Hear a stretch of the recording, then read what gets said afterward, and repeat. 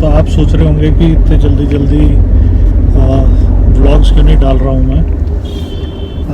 कुछ ट्रैवलिंग कम रही इस दौरान, क्योंकि एक तो गर्मी का टेम्परेचर बहुत ज़्यादा बढ़ गया था यहाँ, और एक दो जगह गया तो बीच में मैंने कुछ शॉर्ट्स डाले हैं। कुछ व्लॉग्स जो हैं वो भी आएंगे जुलाई में, क्योंकि I have planned a trip in July. तो लेट अस सी, फिर वो आपको मैं दिखाता हूँ हिमाचल का कुछ एरिया, अनएक्सप्लोर्ड सा area in my Jimny. But आज जहाँ मैं जा रहा हूँ, आज मैं जा रहा हूँ अपनी जिमनी की सेकंड सर्विस कराने। इट्स ड्यू, तो ये करानी होती है 6 महीने में एक बार, और फ्री सर्विस है। तो जो मुझे लगता है इन्होंने ज़्यादा तो करना कुछ नहीं है। फर्स्ट सर्विस में भी जैसा किया था, जस्ट इंस्पेक्शंस ही हैं और nothing much they will be doing, and they will just be checking nuts and bolts और सारी गाड़ी का। तो कोई अगर मेजर प्रॉब्लम आई है तो एज़ इट इज़, मुझे अभी कोई मेजर प्रॉब्लम तो इसमें फेस नहीं हुई गाड़ी में। तो अभी मैंने कुछ ट्रिप्स लगाए हैं, कुछ थोड़ी बहुत ऑफ रोड की है, जिनके वीडियोस मैं थोड़े दिन में डालूँगा। और गाड़ी कंफर्टेबल है।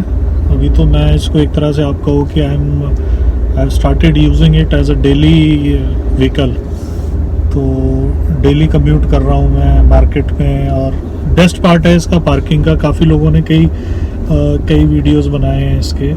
तो parking and handling is the best part in cities. तो थार भी मैंने चलाई है। I am not saying in negative about Thar. Thar ठीक है, अपने सेगमेंट में ठीक है एक तरह से गाड़ी, बट हैंडलिंग एंड मैन्यूवरिंग उसकी सिटीज़ में मेरे को थोड़ी सी प्रॉब्लमेटिक लगी, खास करके माउंटेन एरियाज़ में। ये छोटी गाड़ी है ना, तो चलाने का मज़ा ज़्यादा आता है।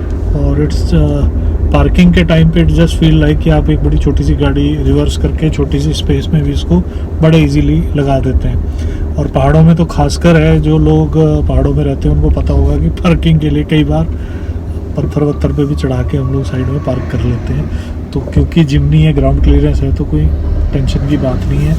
तो मज़ेदार चीज़ है। तो कुछ अब मैं जो इसके मेरी फीलिंग रही है चलाने में 5000 किलोमीटर के करीब, तो कैसी रही और उसमें मुझे क्या क्या चीज़ें इसकी अच्छी लगी। एक सबसे बड़ा चेंज जो मैंने इसमें किया गाड़ी में, इसका जो फ्यूल टाइप था, जो मैं फ्यूल डलवा रहा था, नॉर्मल फ्यूल डलवा रहा था, उसको अब मैंने चेंज कर दिया है। अभी इंडियन ऑयल वाला ही पंप मेरे नियरेस्ट है, तो I have change it to XP95। उससे एक फ़र्क बड़ा ज़बरदस्त मेरी गाड़ी में आया कि मैंने शायद अभी तक जो है, जब से डलवाना शुरू किया, इसमें 3 या 4 टैंक, 3 टैंक के करीब शायद रिफ़िल करा लिए अप्रॉक्सीमेटली। उससे मेरी गाड़ी की जो माइलेज है वो कम से कम 2 किलोमीटर का फ़र्क पड़ गया पर लीटर। तो जो मेरी सिटी में माइलेज नॉर्मल पेट्रोल में रह रही थी, इट वाज अराउंड 11, 11.5, 11.8 के करीब, लेकिन अब वो लगभग 13, 13.5, कई बार 14 भी दे रही है मुझे, तो पहाड़ी इलाके में। तो मैं बड़ा सेटिस्फाइड रहा। और लॉन्ग रन में जब मैं गया, अभी पीछे जो मेरा एक अटल टनल वाला ट्रिप था, वो भी बड़ा क्विक ट्रिप था मेरा, 2 दिन का शॉर्ट ट्रिप था। तो उसमें भी मैंने XP95 पे ही गया मैं, प्रीमियम पेट्रोल पे। तो मुझे इसकी माइलेज जो है 15.5 के करीब इसने मनाली वाले स्ट्रेच पे दी। वहाँ थोड़ी 1-2 जगह पे कम आई, but on an average it was around 15, अब मैं पकड़ के चल लो मोटा मोटा। तो जिसमें हम लोग we were 5 people family, and सामान भी था, but it was quite good car. रास्ते भी अच्छे हो गए, no doubt, but mileage was very good. And ये फ़र्क मैंने नोट किया है। ऐसे ही मैंने कुछ और लोगों से भी बात की, तो वहाँ मुझे पता लगा कि वो नॉर्मल कर रहे हैं, पेट्रोल डला रहे हैं। हाँ, अब सम पीपल विल से भाई कि 6 रुपये महंगा है, बट अगर आप टैंक टू टैंक देखें तो इट इज़ जस्ट 240 रुपीज़। 240 रुपये में अगर आपको माइलेज अच्छी मिल रही है, प्लस आपके इंजन की कंडीशनिंग अच्छी हो रही है, तो I think you should go for it. I think HP का भी है, एक स्पीड करके है, या speed diesel, I don't know, मैं आई एम नॉट श्योर, क्योंकि मैंने भराया नहीं है वहाँ से pump. But I think HP का भी है एक प्रीमियम पेट्रोल, बट अभी तो मैं इंडियन ऑयल के डलवा रहा हूँ XP95। तो मेरे यहाँ एवरेज वो नॉर्मल पेट्रोल से लगभग 6 रुपये महंगा पड़ता है। तो but I am quite happy. तो 6 रुपये महंगा मतलब एक टैंक पे आपको 240 रुपये ही फालतू देने हैं, बट 240 आपके वसूले जाते हैं। ये मैंने फील किया है पर्सनली। हो सकता है कोई और अगर है, कोई इसमें किसी और ने भी अगर ऐसा डलवाया है या फील किया माइलेज का, या कोई टेस्ट कर रहा है इस तरह की, तो मुझे ज़रूर कमेंट में शेयर करें, बताएं कि हाउ वाज हिज एक्सपीरियंस। एक चीज़ मैंने नोट की है कि कुछ लोगों ने एक प्रॉब्लम दूसरी जो है वो बताई कि हैंडल वॉबलिंग बड़ी हो रही है 5000-6000 किलोमीटर के बाद। एक थे, आई डोंट रिमेंबर, इस चैनल में उनका देख रहा था video, he said something about कि मैंने गाड़ी चलाई एंड इट इज़ वॉक। बाद में मैंने थोड़ा सा उनका देखा कि उन्होंने टायर अपसाइज किए हुए हैं और फिर उसके हिसाब से उन्होंने ही हैज़ एयर प्रेशर का भी चक्कर है और कुछ चीज़ें थी उनके में मैंने देखी, but I don't want to comment it.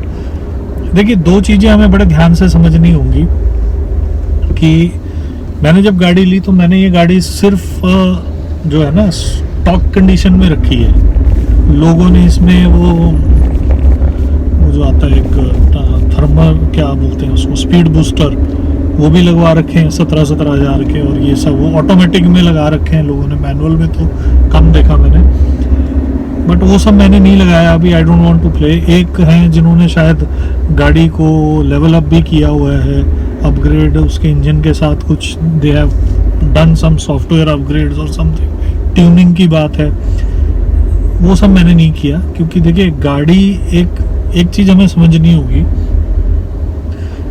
Factory से जब गाड़ी आती है तो it is tried and tested, ठीक है, शोरूम से आप गाड़ी लेते हैं। अच्छा, लोगों ने क्या किया, फटाफट एक ना बड़ा ज़्यादा एक ट्रेंड चला कि फटाफट आप लोग क्या करें, आप टायर अपग्रेड्स कर लें, बड़े टायर डाल लें ऊपर से, फिर वो अंडर बॉडी कवर लगा लें, वो जो बॉडी प्रोटेक्टर किट्स होती हैं वो लगा लें, हैवी मेटल शीट्स और ये सब।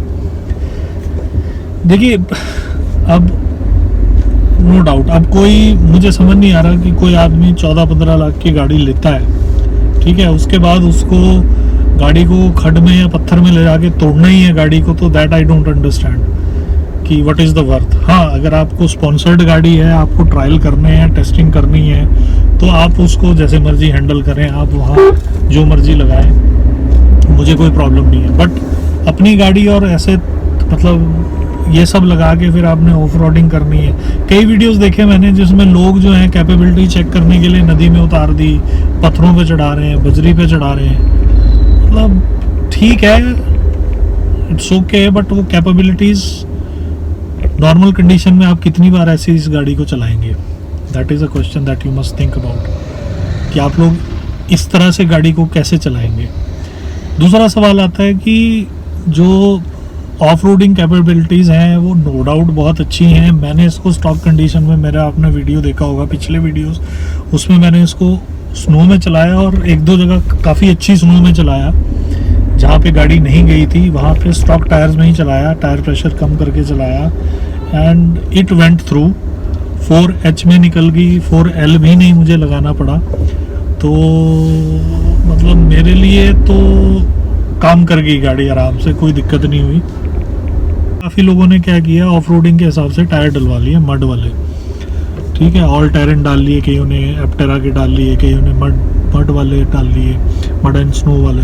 अब उन टायर्स को अगर आप हाईवे पे चलाते हो तो ऑब्वियसली वॉबलिंग होगी, नॉइज़ बढ़ता है गाड़ी का, है ना, टायर की आवाज़ बहुत ज़्यादा आती है, घर घर घर घर घर घर, वॉबलिंग होती है, टर्निंग में आपको बहुत ज़्यादा दिक्कत होती है। गाड़ी थोड़ी सी, देखो लोग बोलते हैं हैंडल, गाड़ी का स्टीयरिंग जो है वो लाइट हो गया, वो लाइट नहीं होता, वो लाइट इसलिए लगता है क्योंकि हवा आप टायर प्रेशर ज़्यादा रखते हैं। ऑप्टिमम टायर प्रेशर पे गाड़ी चलाओगे, हैंडल इतना हैवी हो जाएगा, आप परेशान हो जाओगे ऑफ रोडिंग के हिसाब से अगर आप चलाओगे। तो ऑल टेरेन टायर्स को आप हवा हाई करके चलाना और फिर बोलना कि गाड़ी बहुत लाइट हो गई है, तो भैया स्टॉक टायर में आप 40 भर लो हवा, बिल्कुल ही फैदर हो जाएगी गाड़ी, बट क्या उसका वर्थ है? नहीं। तो ये चीज़ें हैं, ठीक है, मैं नहीं बोल रहा हूँ भाई जो कर रहे हैं they know far better than me, मेरे से तो ज़्यादा कैपेबल लोग हैं। मोस्ट ऑफ द पीपल जो चलाते हैं, मैं उनको रिकमेंड कर रहा हूँ कि आप ये गाड़ी ज़रूर लें, ऐसा कुछ नहीं है। गाड़ी बोलने के लिए लोगों ने एक बना लिया कि जी फ्लॉप है, स्पेस बहुत बढ़िया है, ठीक है, हम लोग 5 लोग बैठ के जाते हैं, कोई दिक्कत नहीं होती हमें, और बढ़िया एंजॉय करते हुए जाते हैं मज़े से। एसी इतना पावरफुल है, बढ़िया गाड़ी, इतनी ठंडी करता है पूछो मत, ज़बरदस्त, कोई दिक्कत ही नहीं होती ज़रा भी मुझे। तो ये कुछ पॉइंट्स थे, बाकी मैं अभी जा रहा हूँ सेकंड सर्विस कराने, ड्यू थी, मैंने सोचा करा ही लेते हैं, तो देखते हैं आगे फिर और क्या होता है।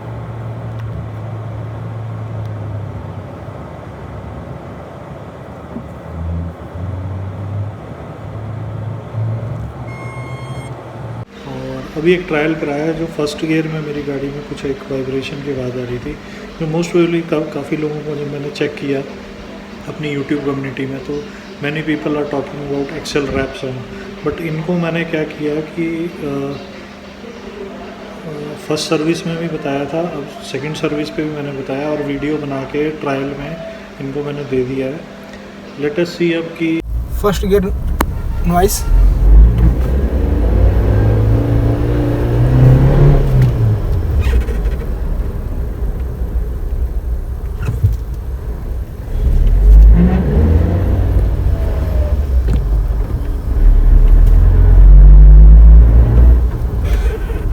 करके दोबारा बनाना।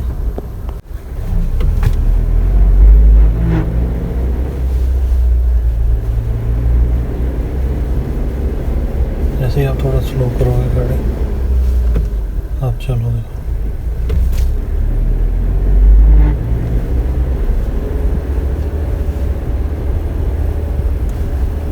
यहाँ स्लो कर दोगे आप पिकअप लो,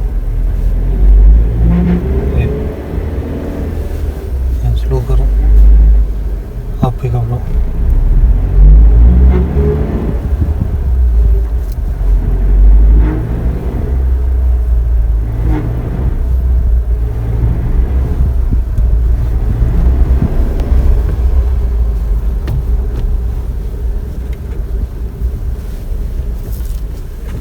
कोई नहीं, मेरे नंबर पे भेज दीजिए। आप लोगों से रिक्वेस्ट है कि अगर और लोगों की भी गाड़ियों में ऐसी फर्स्ट गियर में विरलिंग की साउंड, फिजिंग की साउंड आ रही है, अगर जब आप थोड़ा सा पिकअप देते हैं तो आपको पता लग जाएगा जिमनी में, तो आप लोग कमेंट करें और मुझे बताएं। और जब भी आप सर्विस स्टेशन जाते हैं तो उसका वीडियो बना के ज़रूर इनको दें, ताकि इस प्रॉब्लम में, अगर प्रॉब्लम है जेन्युइनली तो इट शुड बी रिजॉल्व, और अगर नहीं है तो फिर ठीक है, वी शुड नो। पर हमारे रिकॉर्ड में होना चाहिए कि हमारी गाड़ी में कुछ ऐसी प्रॉब्लम थी। तो लेट अस सी क्या होता है आगे। सो ओके फ्रेंड्स, अब हम सर्विस करा के निकल गए हैं। तो आज कुछ ज़्यादा ही टाइम लग गया, 3 घंटे से ज़्यादा नेक्सा में। तो मैं फटाफट अब आपको रिव्यू दे देता हूँ कि क्या क्या हुआ। एजेंसी अच्छी है, पीपल आर वेरी गुड और काफ़ी कोऑपरेट करते हैं, और मैकेनिक भी अच्छे हैं। अब क्वेश्चन आया कि जो मेरी गाड़ी में एक प्रॉब्लम आ रही थी साउंड की, जो फर्स्ट गियर में डालने पे उसमें साउंड की प्रॉब्लम आ रही है। जब आप पिकअप देते हैं तो विजिंग की साउंड आती है, जो मैंने आपको पहले भी बताया। तो वो मैंने यहाँ बताया इनको, पहले तो इनका स्टैंडर्ड जवाब यही होता है कि जी सभी गाड़ियों में आती हैं। देन आई इंसिस्टेड कि सभी गाड़ियों में नहीं है ऐसा। तो पर वो एक मैकेनिक थे जो कह रहे थे कि नहीं नहीं सभी में आती है, सभी में आती है। तो मैंने इनको बोला कि ठीक है, जो आपकी डेमो गाड़ी है एजेंसी में खड़ी, उसको चला के देख लो एक बार।